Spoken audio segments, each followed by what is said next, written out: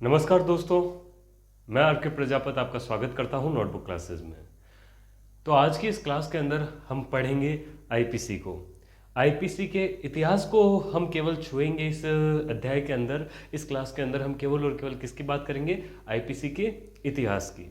तो सबसे पहले हम बात करते हैं आईपीसी की। आईपीसी इंडियन पिनल कोड, भारतीय दंड संहिता। क्या है ये भारतीय दंड संहिता?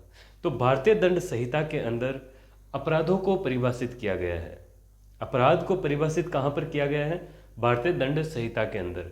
और उन अपराध के लिए दंड का भी प्रावधान किस जगह पर किया गया है? तो आईपीसी के अंदर ही किया गया है। तो हम बड़े तौर पर कह सकते हैं आईपीसी के अंदर अपराधों को परिभाषित किया गया है तथा दंड और जुर्माने का प्रावधान कहाँ पर किया गया है? तो आईपीसी के अंदर किया गया है। आईपीसी का जो निर्माण है वो 1834, ध्यान रहे कब की? 1834 में जो गठित हुआ था भारतीय प्रथम विधि या कानून आयोग। भारतीय प्रथम विधि आयोग जिसका अध्यक्ष लॉर्ड मेकाले था, उस आयोग ने इसकी संरचना तैयार की थी। हमारी वर्तमान जो आईपीसी है उसकी संरचना तैयार की थी। ठीक है, 1834 के अंदर इसकी संरचना तैयार हो चुकी थी, उसके लिए गठित किया गया था। और इसका प्रथम जो भारतीय कानून विधि आयोग था उसका अध्यक्ष कौन था? तो लॉर्ड मेकाले था 1834 में। ठीक है, फिर हम एक बात देखते हैं कि इस आयोग का गठन किसकी सिफारिश पर या किसके आधार पर किया गया।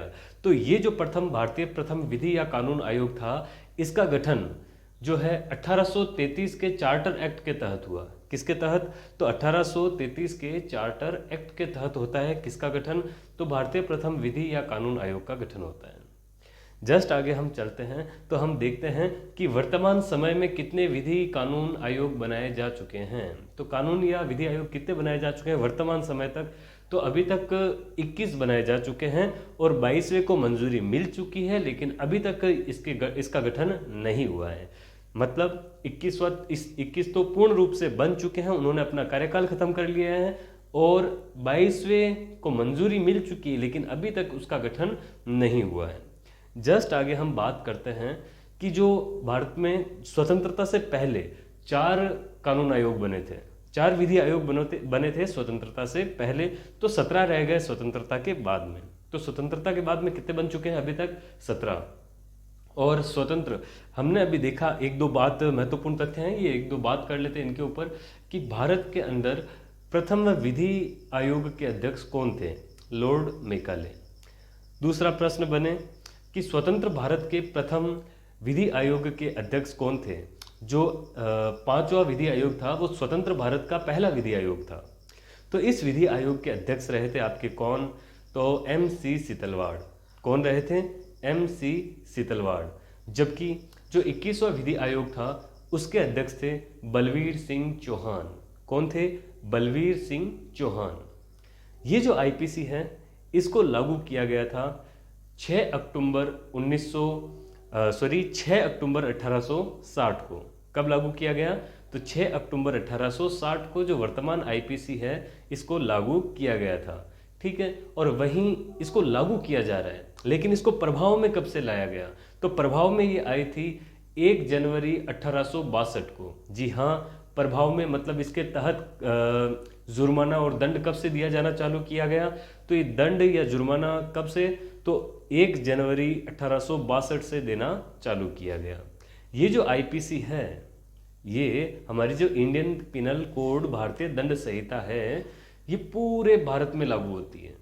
पूरे भारत में लागू होती है। अच्छा, 2019 से पहले 31 अक्टूबर 2019 से पहले जम्मू कश्मीर में लागू नहीं होती थी।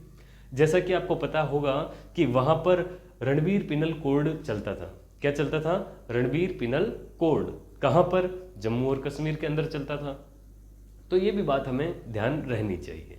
जस्ट आगे हम बात करते हैं। अच्छा, तो 31 अक्टूबर 2019 के बाद में पूरे भारत में लागू होती है। फिर भी आईपीसी भारतीय सेना पर लागू नहीं होती। जी हाँ, आईपीसी जो है वो भारतीय सेना के ऊपर लागू नहीं होती, ये भी आपको ध्यान में रखना है।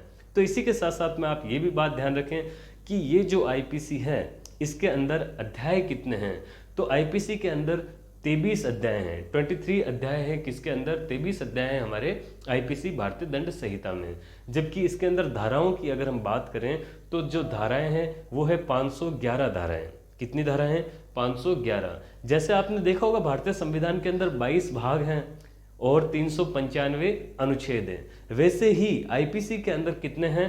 तो 23 अध्याय हैं और 511 क्या हैं? धाराएं हैं। तो ये थी हमारी आईपीसी, जिसके बेसिक तौर पे हमने इसको अभी जाना है। ठीक है, मिलते हैं अगली क्लास में। All the best and good day. लेकिन उसके साथ साथ में वीडियो को शेयर करें, लाइक करें और कमेंट भी कीजिए करें। ठीक है, ओके, बाय बाय, जय हिंद।